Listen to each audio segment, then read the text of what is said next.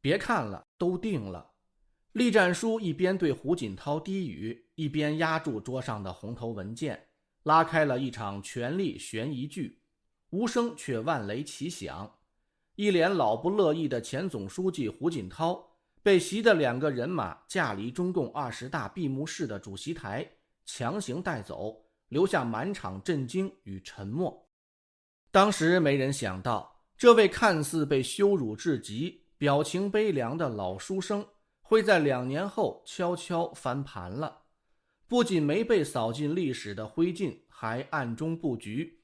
联合其他中共元老、军方和太子党的反习势力，开始了反扑行动，狠狠地将当年架走他的人一步步推进了困局。如今关于中共政坛最火的话题，不是谁要接班，而是遥遥领先的预言：习近平还掌权吗？真正的老大是不是又换回来了？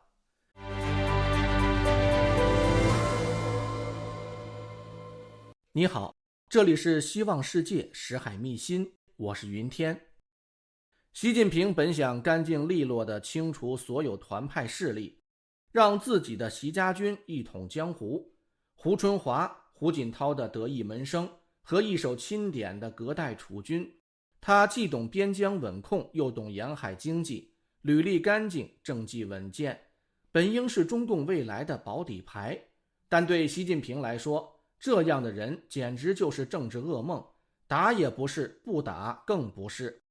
结果中共20大上，胡不仅没当上常委，连政治局委员的头衔都被大风吹走了，只能委屈地挂名政协副主席，沦为看似已被废掉的边缘人。不料习的这一手硬铲，胡春华没有垮，反而变成了一个打不死的小强。虽然他以前提拔的旧部纷纷落马，每次抓人，胡春华都被外界认为危险了，但结果呢？胡春华越抓越光亮，本人一直安然无恙。在危险与希望的漩涡中浮沉的胡春华不但没事，还在去年中共3中全会上高调冒了个泡，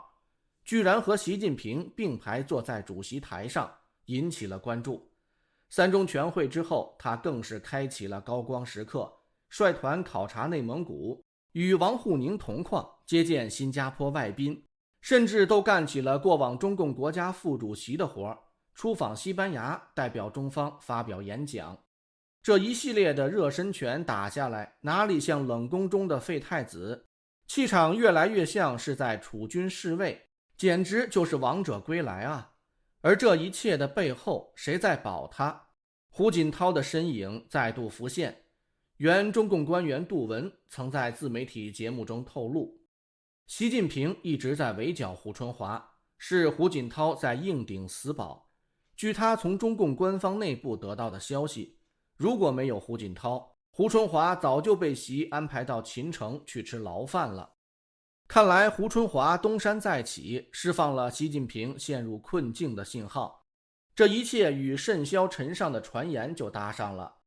习近平是3中全会党中央确定的过渡人物，早已两手空空，实权已重新回到元老派的手里，军权也回到了中共军委副主席张又侠的手中。换句话说，现在的习近平正在经历一场被包装的退位过程，只等待着新主选个及时恩准下台。所以习近平不得不在政治晚宴上与左膀右臂温家宝和李瑞环谈笑风生。所以习家军的人马一直在被剪裙边，人人自危。那么谁是背后的真正垂帘听政者？恐怕就是那位当年被架走，如今以退为进的胡锦涛。胡锦涛江湖人称清华暖男，学者出身，脸上永远写着我很好说话，一度被误会是政治舞台上的弱主。但别忘了，他可是在西藏用过铁血手腕的人，才被老邓相中了，被认为可以堪当大任。在江泽民的时代，他绝不抢戏，一上台就被架空，甚至多次险被暗杀。胡锦涛当了老江那么多年的小媳妇儿，无奈中把希望寄托在习近平身上，以全身裸退来成全习，希望习替自己干掉江派。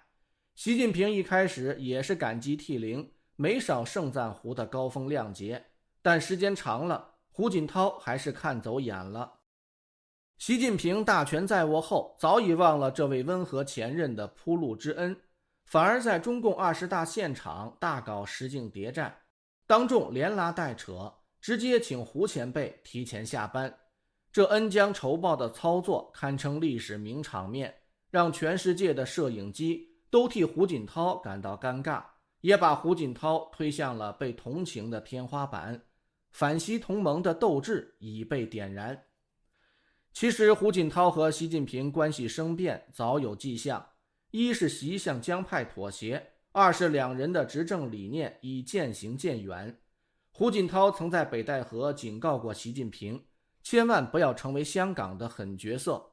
三是胡锦涛的公子胡海峰在官场一直是怀才不遇，可见胡家与习的关系早已疏远。传闻在中共20大之前，习近平和胡锦涛在中共政治局常委的人事安排上，双方是谈好了的，但在20大上，习却翻脸不认账了。结果就是并不知情的胡被架出会场，这也是众多元老向习发难的导火索。去年刀光剑影后，网络传出一份北戴河8条共识的传真。8条意见的内容主要是说，习近平同志在党和国家重大决策上过于强调核心威权，错误严重，在政治经济外交与军事上都给党和国家带来灾难性影响，要做出深刻的检讨。在北戴河传真中还有一份胡锦涛的书面意见，他建议晋平同志在大政国策上用意是好的，出现的问题也很严重，个人崇拜式的宣传严重，联合俄国与中东国家而出现的战争严重不利于中国与西方的关系，不利于经济开放与建设，选人用人上缺少五湖四海精神，希望晋平同志通过检讨改正，同时希望晋平同志不要搞终身制，个人集权与终身制对党和国家有百害而无一利。今年早些时候，独立时评人蔡胜坤曾在自媒体节目上爆料，目前习近平已被彻底削权退位，只待官宣。他说接到一个国内朋友的电话，跟他谈了1个半小时。这位朋友在国内有一定的影响力，跟一些还在位的领导人，尤其是跟过去一些领导人的家属来往非常紧密。这位朋友告诉他，从去年开始，习近平的权力已经被大大削弱，现在对习近平来说，下台只是等待官宣的问题，而且官宣的时间不会拖得太久，有可能在4中全会，最晚不会拖到明年。从高层得到的消息说，现在军队的权力已经到了张又侠手上，其他的都已经不重要了。习近平只是一个挂名的军委主席了。这位朋友还说，现在中共的权力已经回到了3个老人的手上，而且他们都是1942年出生的。3个老人在过渡期间主掌中国的政治局势。1942年出生的老人，这不是巧了吗？胡锦涛和温家宝都出生于1942年，那第3个老人是谁呢？有知道的朋友可以留言告诉一声。这些消息的真实性依然无法核实，但沉寂觉醒后的胡锦涛开始运作一个政治复仇计划，联合其他元老红二代军中反习力量，让习近平还在前台蹦跶，对习进行慢火炖青蛙式的反制也不是不可能。毕竟对习近平怨声载道的人太多了，从现在的局面看，习近平已基本失势了。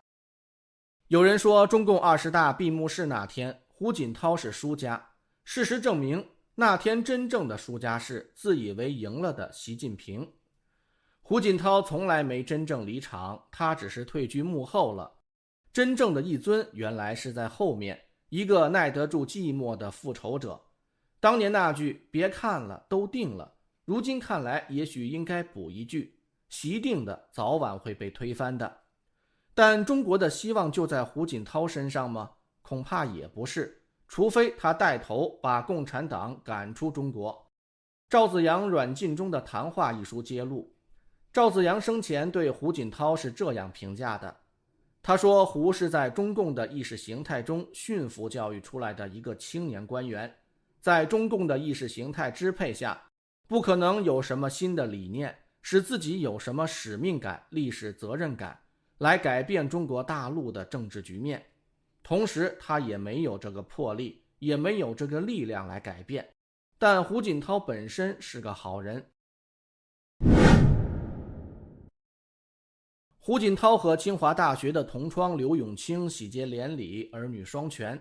儿子胡海峰，大海之峰，有涛之意，继承胡锦涛的涛字，而女儿胡海清则取了妈妈名字中的清字。海峰和海清这两个名字蕴含了胡锦涛夫妻对血脉绵延的欣喜寄托。据说胡家的家风很硬，胡锦涛对孩子们的管束很严，而且兄妹俩都承袭了母亲的为人特点，温和低调，进退有度。爸妈毕竟是清华大学的才子才女，只是一不小心上了中共的贼船，身不由己了。胡海峰一直是被老父亲看得紧紧的，胡锦涛退休后才让儿子下场，去趟了中共官场的这个浑水。只是儿子为官一天，胡锦涛就得跟着揪心一天。在习近平治下，前太子胡海峰委曲求全，一直在官海中上下扑腾，还呛了不少水，却多是竹篮打水一场空。而掌上明珠胡海清女大不中留，胡锦涛百般阻挠失败后，早已为爱远赴美国，消失在公众的视野中。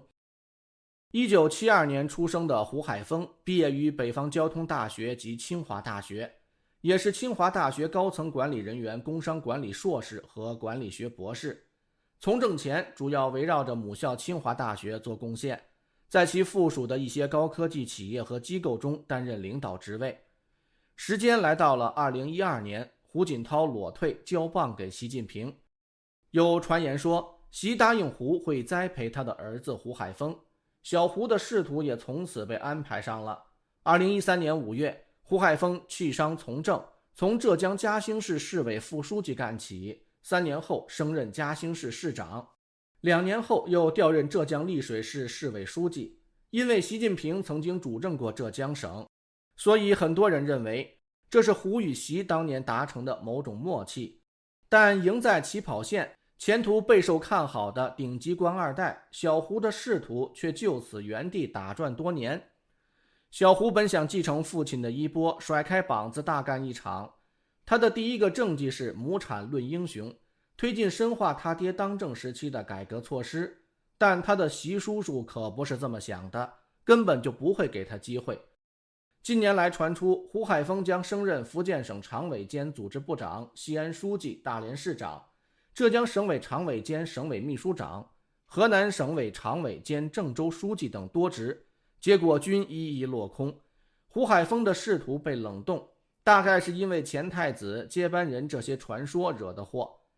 老父亲在众目睽睽之下被人生拉硬拽，悲情离场时，小胡不敢出声。老胡和小胡的名字还一度都成了敏感词。就在外界纷纷为他捏一把汗之际，胡海峰这回还真的高升了，他喜提民政部副部长一职，可以回京照看老父亲了。人们都以为胡家父子已经满盘皆输，难逃悲剧的宿命了，没想到今天的情势似乎又戏剧般的逆风翻盘了。胡锦涛、前太子胡海峰、前储君胡春华或许都有戏可唱，这场大戏还没有落幕，主角们也才刚刚登场。这里是希望世界，是很一心，感谢你的陪伴与思考，请订阅、分享并打开小铃铛，一起在动荡中坚守真相，在黑暗中点燃希望。